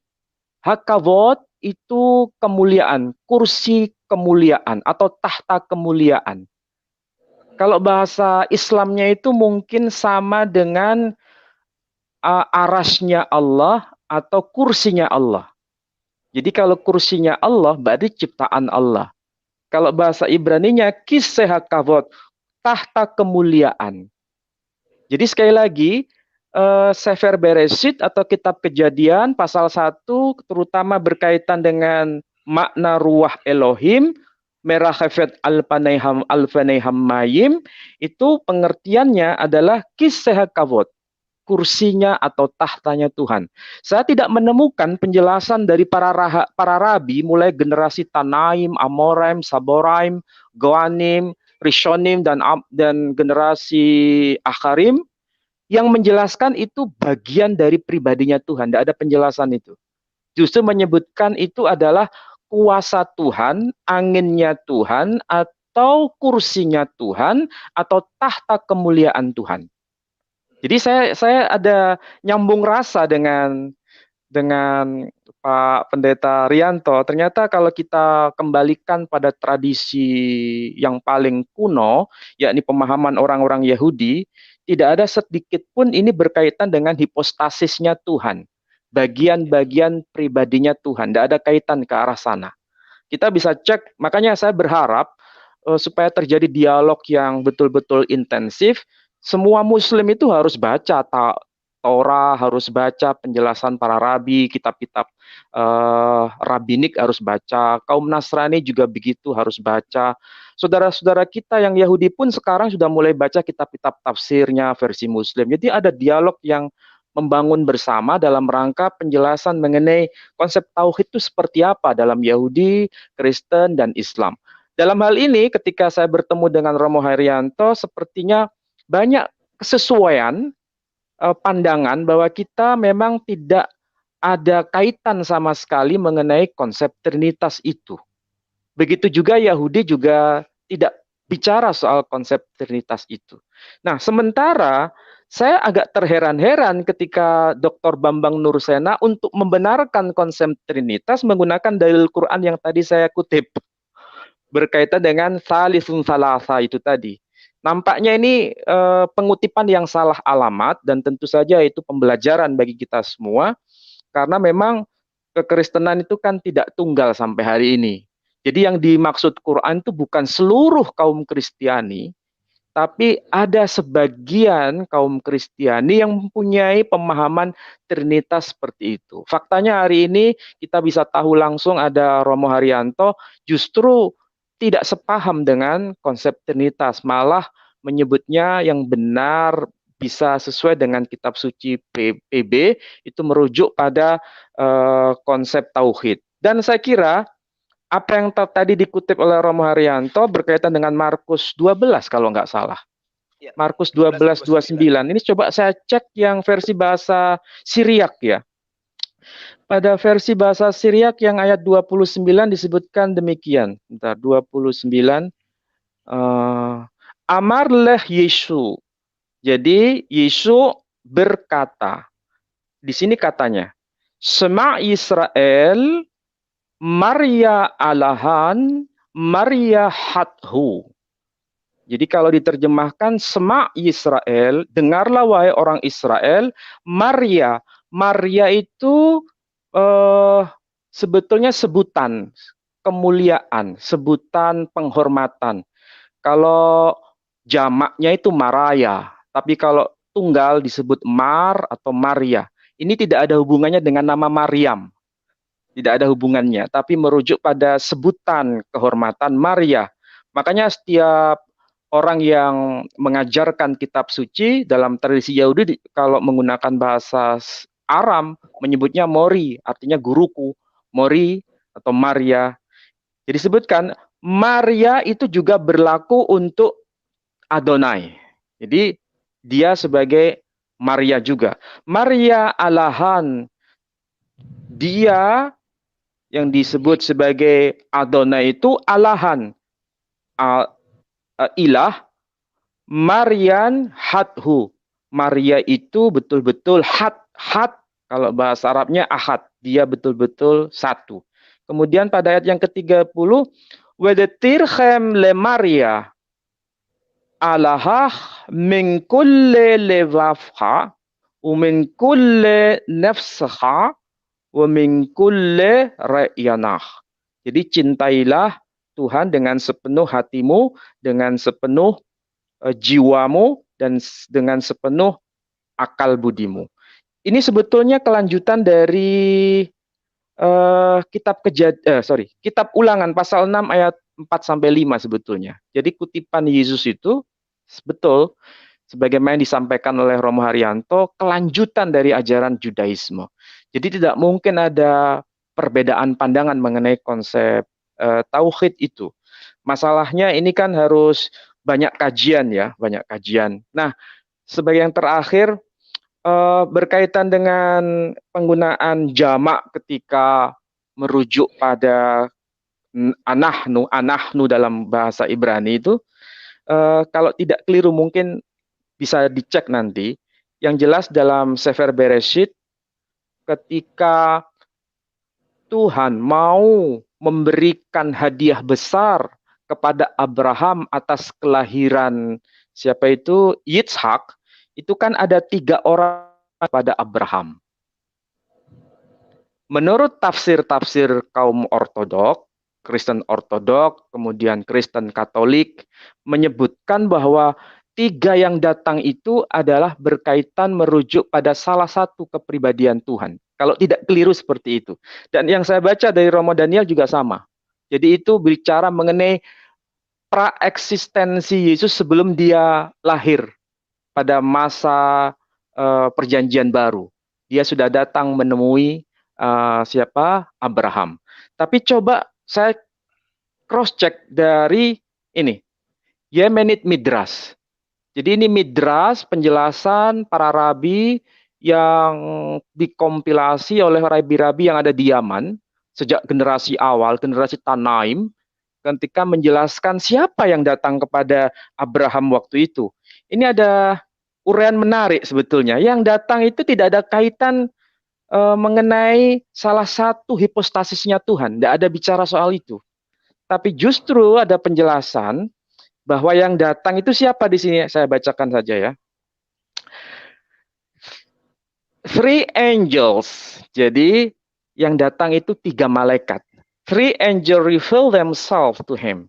Namely, Jadi ada tiga malaikat yang menyingkapkan kepada Abraham itu, namanya siapa? Satu, Mikhael. Dua, Gabriel. Tiga, Raphael.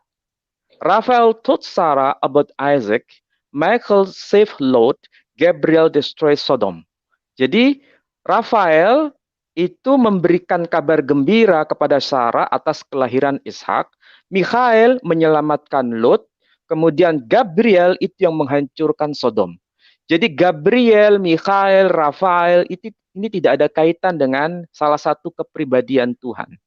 Ini penjelasan dari rabi-rabi Yahudi. Cuma dalam tradisi Kristiani, sebagian, tidak semua, bahwa itu menjelaskan salah satu hipostasisnya Tuhan.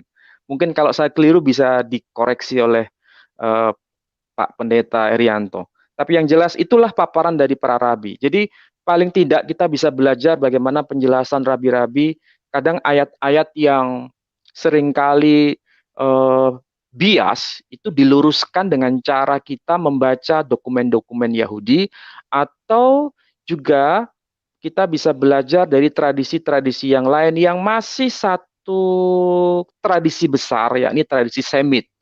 Saya kira kalau kita berpijak pada tradisi Semit, mungkin perbedaan itu tidak terlalu tajam.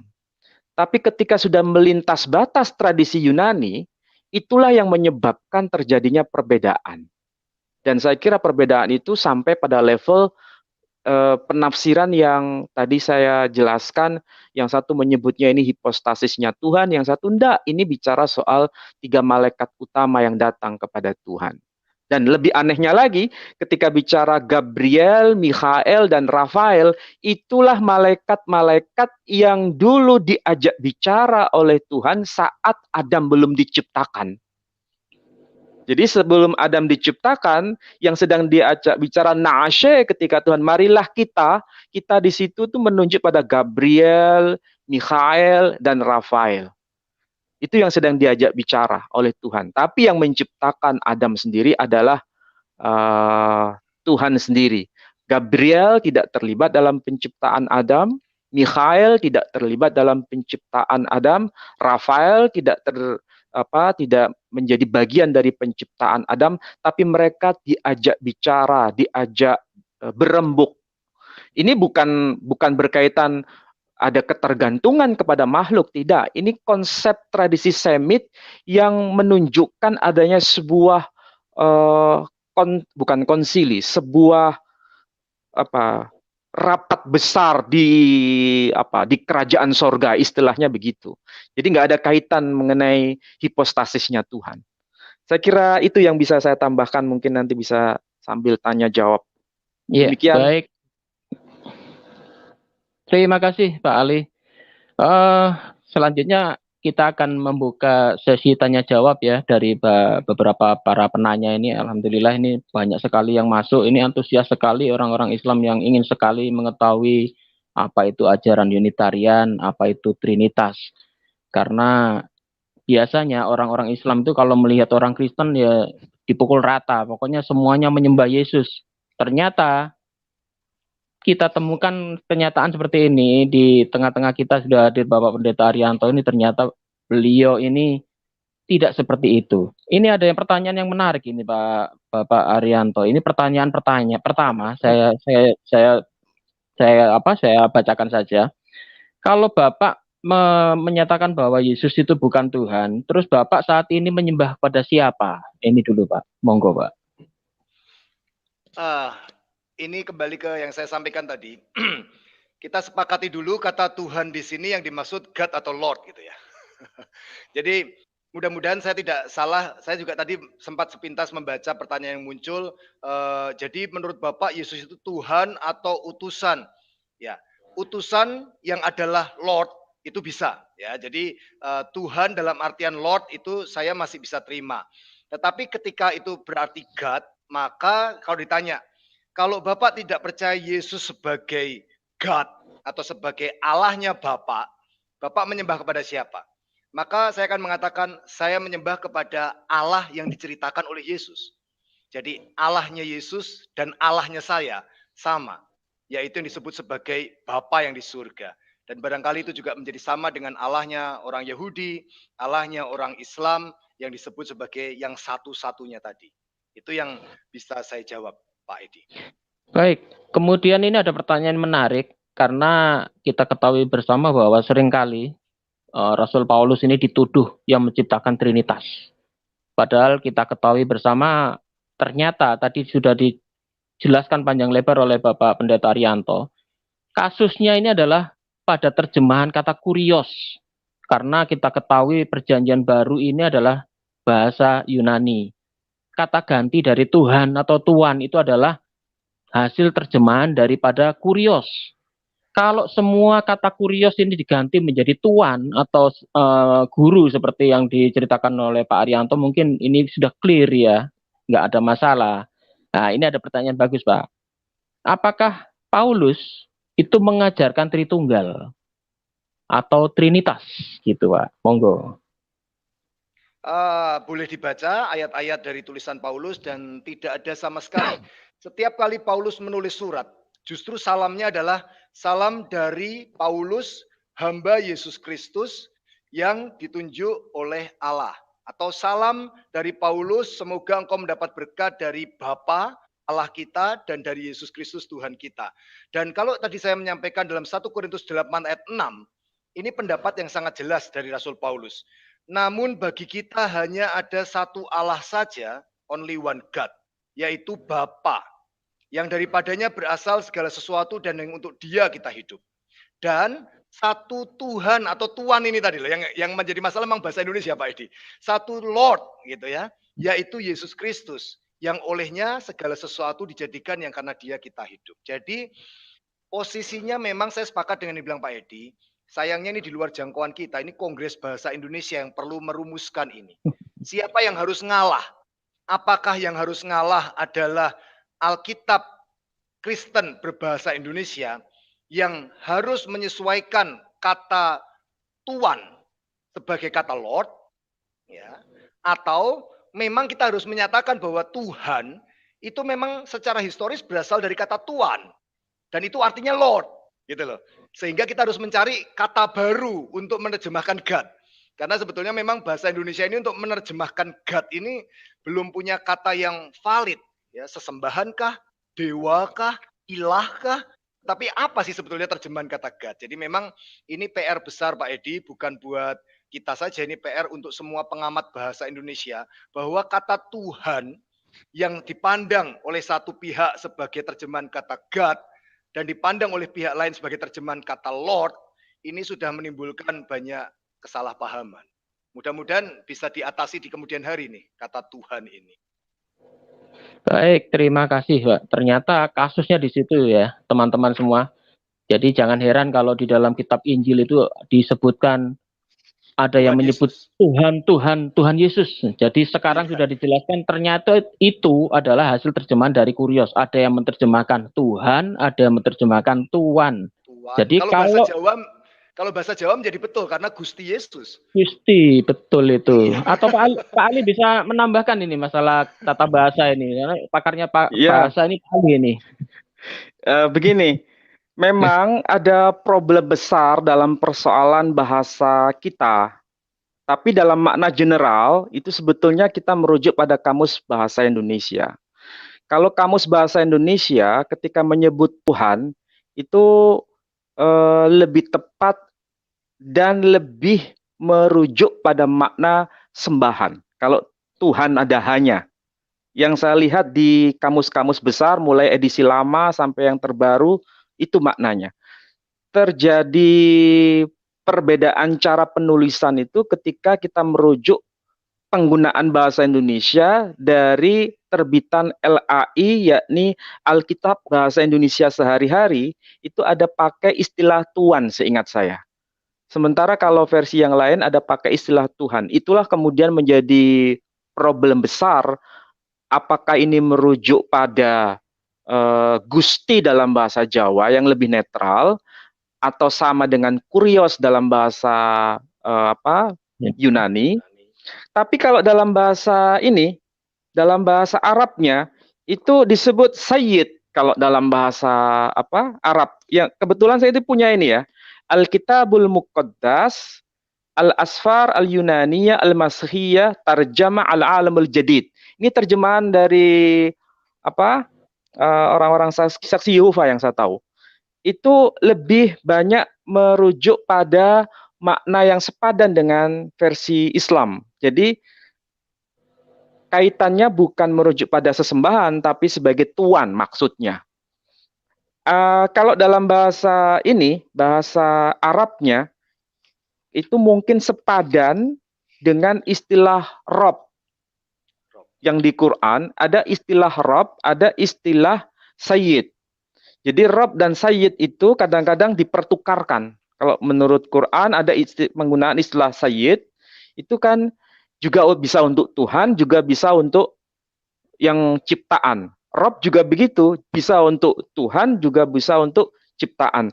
Tapi kalau dalam bahasa Ibrani itu ketika menyebut Adonai, itu hanya untuk dia yang maha mutlak. Tapi ketika bicara Adoni, itu bisa untuk Abraham. Jadi Sarah menyebut Abraham itu dengan sebutan Adoni. Itu bisa dilihat dalam perjanjian lama. Artinya tidak mungkin Sarah menyebut Abraham itu sebagai Tuhan, tidak mungkin dalam arti sebagai sembahan, bukan. Tapi sebagai tuan, sebagai gusti pangeran, maksudnya begitu. Jadi nggak ada hubungannya dengan kait-mengait soal yang disembah. Jadi kalau sekali lagi Sarah menyebut Abraham itu sebagai Adoni, itu maksudnya bahwa Abraham itu sebagai tuannya Sarah.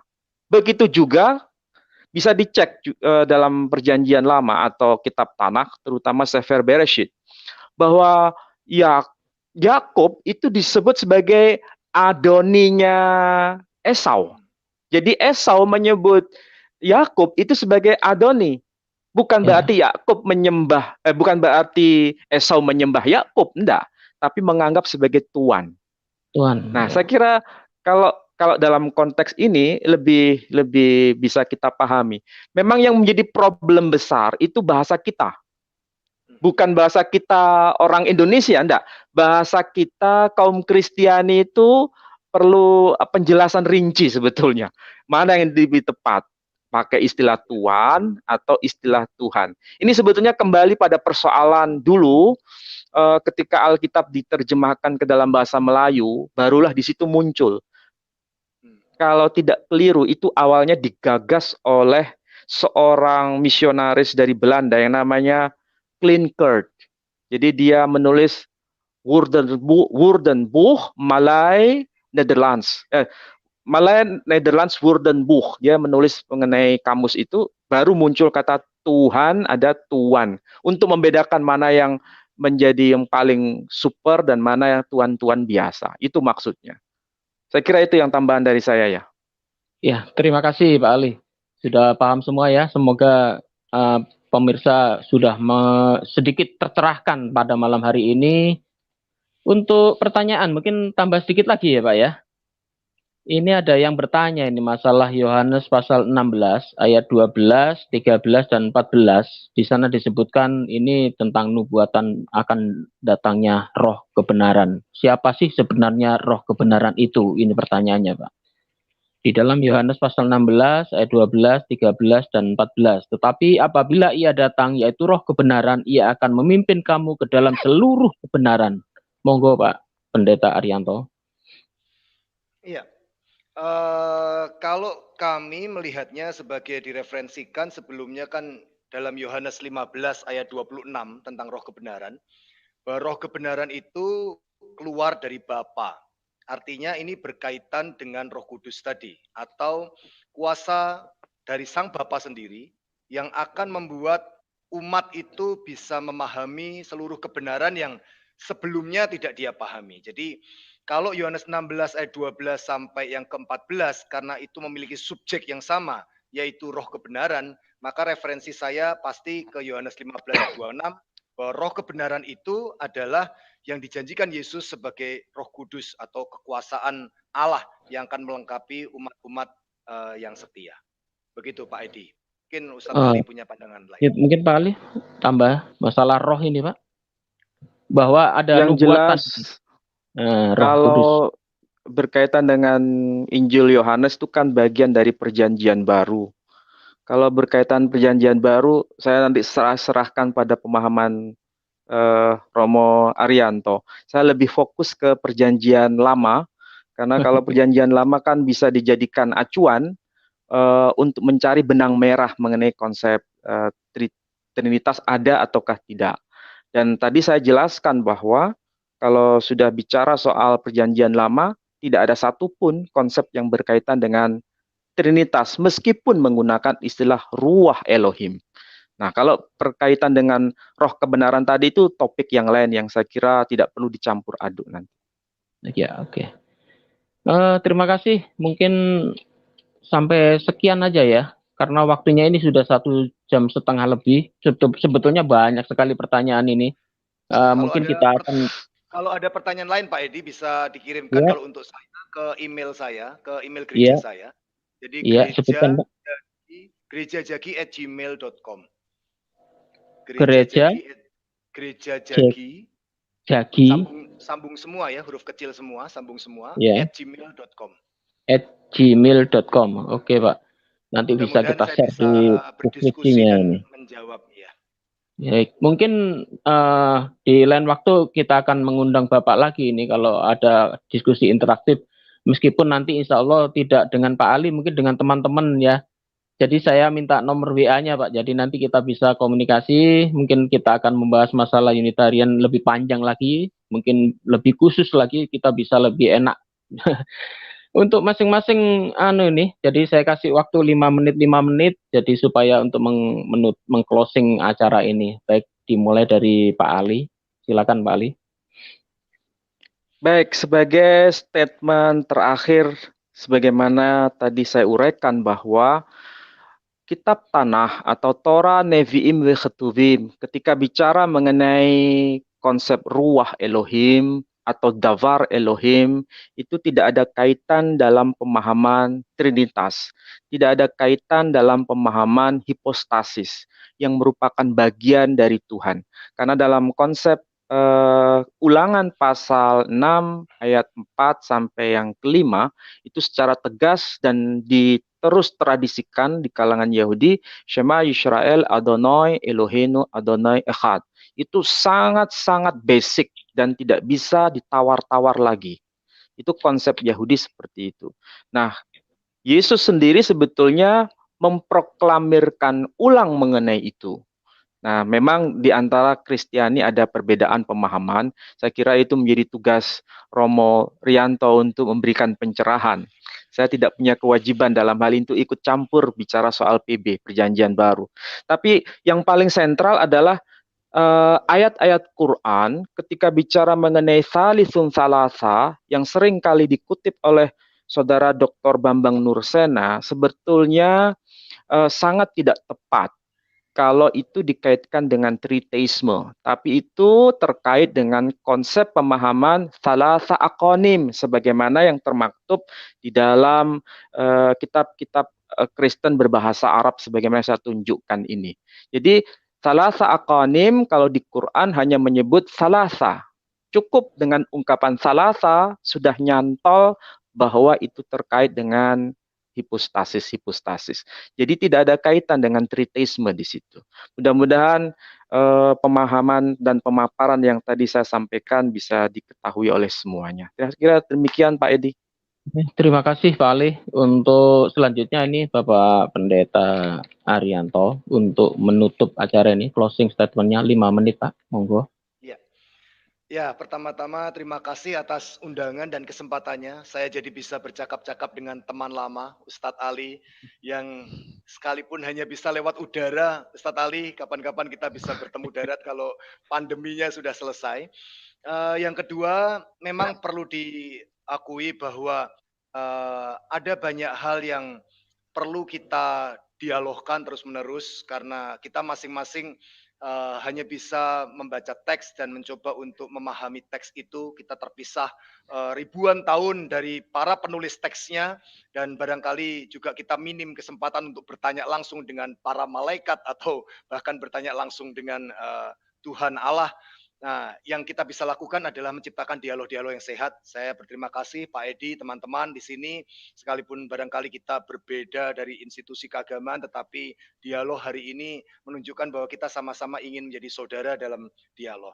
Dan yang ketiga, memang perlu dipahami bahwa di dalam kekristenan konsep teologi itu tentang kealahan itu memiliki banyak sudut pandang, tidak lepas dari masalah sejarah kekristenan yang tidak memiliki kesempatan untuk mengkonsolidasikan dirinya di awal gerakannya, ya. Di awal gerakan kekristenan itu sangat minim akses terhadap sumber daya dan mengalami represi yang begitu kuat sehingga tidak sempat untuk membuat satu monumen yang besar untuk menjadi tonggak Kristen mula-mula, sehingga kemudian kekristenan itu menjadi besar di era Romawi dan itu menjadi budaya yang mungkin kadang-kadang bertabrakan dengan budaya awal Kristennya. Oleh sebab itu kalau misalnya dalam kekristenan ada perbedaan teologis, ada perbedaan tata cara ibadah, liturgis, ada perbedaan konsep-konsep tentang berbagai macam konsep, itu adalah sesuatu yang menjadi konsekuensi ya dari tidak adanya kesempatan untuk melakukan konsolidasi di abad pertama kekristenan karena minimnya sumber daya. Tapi setidak-tidaknya harga yang sudah dibayar oleh kekristenan adalah era konflik berdarah di abad pertengahan, dan kita berharap era itu tidak terjadi lagi. Jadi kalau sekarang ada perbedaan antara kami Unitarian dengan teman-teman yang Trinitarian atau Binitarian yang duinitas, atau oneness ya yang menganggap bahwa Allah itu cuma satu tapi pindah-pindah fungsi gitu ya, Sabellian. Perbedaan-perbedaan itu adalah cara kita untuk mencoba untuk mencari kebenaran yang sejati. Tapi setidak-tidaknya seperti yang saya sampaikan tadi, mari kita jadikan agama itu tidak semata-mata berhenti di teologis, tetapi juga bisa menjadi sesuatu yang bermanfaat di masyarakat. Jadi dialog-dialog ini mudah-mudahan bisa menjembatani, kalaupun belum sama pemahaman kita, setidak-tidaknya kita bersahabat sebagai sesama manusia. Baik, setuju sekali. Terima kasih dari Bapak Pendeta Arianto. Demikian untuk para pemirsa sekalian. Jadi tetap tune di acara Geraha Mu'alaf. Geraha Mu'alaf ini adalah didirikan oleh Yayasan At-Tauhid Surabaya. Dan setiap acara yang kami siarkan ini disiarkan langsung 8 channel. Jadi kita ini sudah menyiarkan live langsung di 8 channel, disaksikan mungkin sudah ribuan orang.